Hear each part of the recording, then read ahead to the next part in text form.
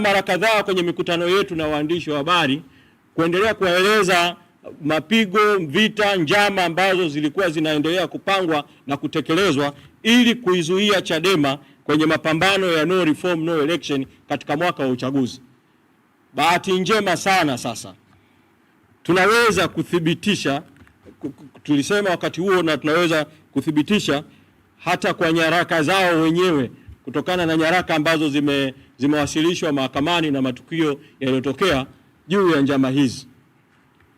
Takumbuka kwamba mwenyekiti Tundu Lissu alikamatwa Mbinga tarehe 9 mwezi wa 4 mwaka 2025.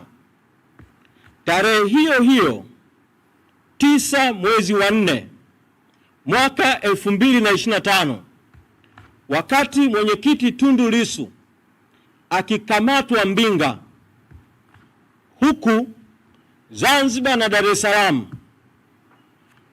hawa waliofungua kesi iliyopelekea kuzuiwa shughuli za kisiasa za Chadema, tarehe hiyo hiyo 9 mwezi wa 4 mwaka 2025, ndio siku hiyo hiyo walisaini nyaraka za kufungua kesi iliyopelekea hatimaye tarehe 10 mwezi Juni mwaka 2025 Chadema kuzuiwa shughuli zake za kisiasa.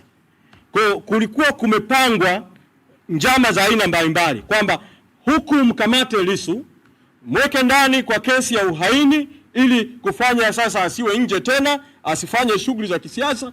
Wakati huo huo fungua kesi na omba katika kesi amri ya kuzuia shughuli zote za Chadema ili kuzuia shughuli za kisiasa. Wakati huo huo endelea kutomtambua katibu mkuu wa chama kupitia kwa msajili, sekretarieti ya chama, wajumbe wa kamati kuu ya chama, mapigo, mbinu mbalimbali zilizopangwa coordinated. Sasa tunashukuru leo kwamba mahakama ya rufaa walau katika hili la kuondoa zuiam dhidi ya Chadema, mahakama imetutendea haki. Tunaishukuru sana mahakama ya rufaa, na kwa kweli ni siku ya furaha sana. Kwa muktadha huo kwa kweli, kwa kuwa matukio haya nitaacha matukio mengine, nitayazungumzia tu haya mawili haya ambayo yalisainiwa au yalitendeka katika siku moja. Kwa kuwa tarehe 9 mwezi wa 4 ndio safari ya kuifungia Chadema shughuli za kisiasa ilisainiwa.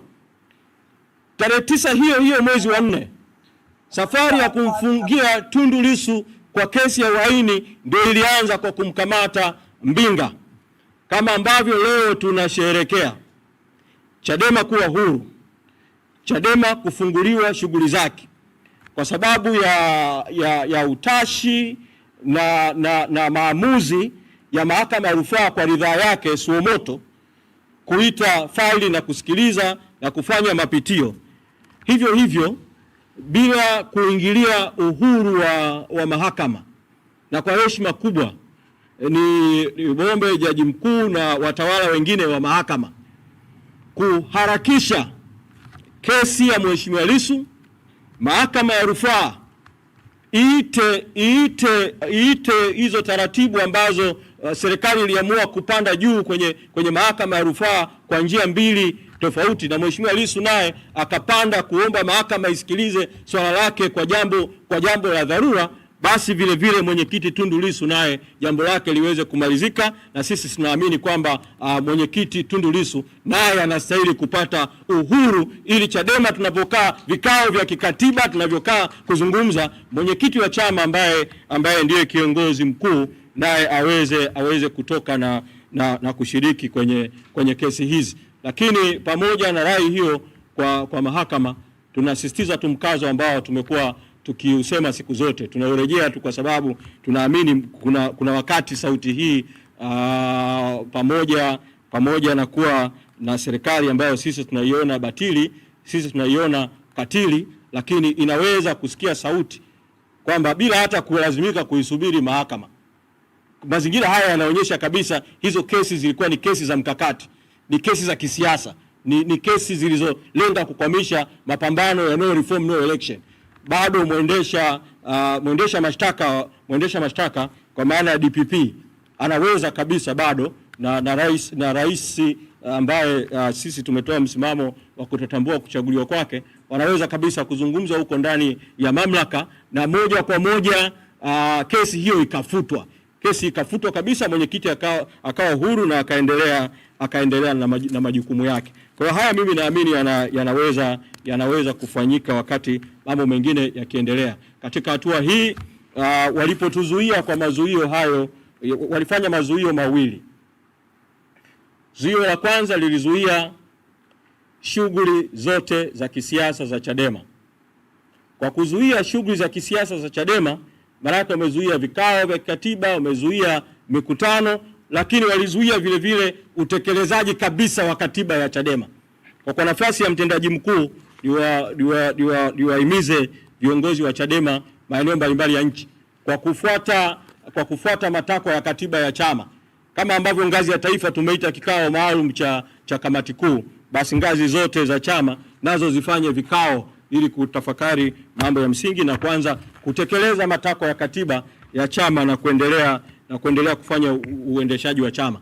Lakini zuio la pili lilihusu matumizi ya mali na rasilimali za chama. Kwa hiyo zuio hili nalo limeondoka. Unaweza kutumia majengo ya chama katika maeneo mbalimbali. Mali za chama zinaweza kutumika kwa mujibu wa katiba ya chama kufanya kazi za kisiasa. Rasilimali za chama zinaweza kutumika. Lakini tumie fursa hii kuomba Watanzania na kuwaomba wanachadema mambo mawili kwa ngazi zote za chama, ukianzia ngazi ya taifa kuhusu swala la rasilimali. La kwanza ni kuwa tumepita katika kipindi kigumu sana, na kipindi hiki ili kuamka kuanza kazi kwa upana wa nchi na maeneo mengine kinahitaji rasilimali. Kwa niombe Watanzania kote nchini kuichangia Chadema kupitia njia rasmi za uchangiaji wa chama za ngazi mbalimbali kwenye ngazi zetu za chama. Na kwa ngazi ya taifa tumekwisha tangaza siku mara kwa mara akaunti za chama, namba za chama. Kwa kweli tunahitaji rasilimali kwa sababu ya mapito ambayo tumepitia. Lakini kuna jambo la pili, Watanzania ni vyema wakakumbuka kwamba kwa sababu Chadema haikujihusisha kabisa na uchaguzi mkuu wa mwaka unaoitwa uchaguzi mkuu wa mwaka 2025 kutokana na msimamo wetu wa no reforms no election. Manake vile vile Chadema sasa hivi haipokei hata shilingi moja ya ruzuku ya kutoka serikalini.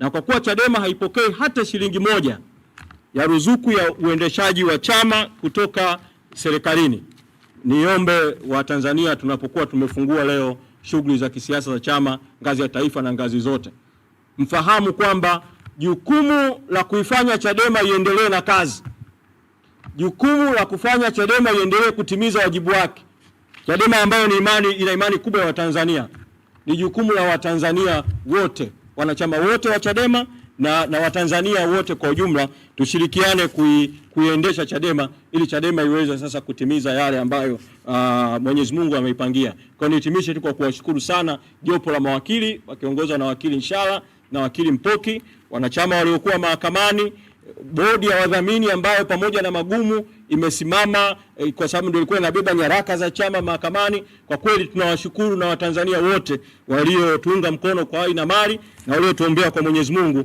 Hatimaye leo tuna furaha ya kuwa huru kuendelea na mapambano ya haki. Asanteni sana.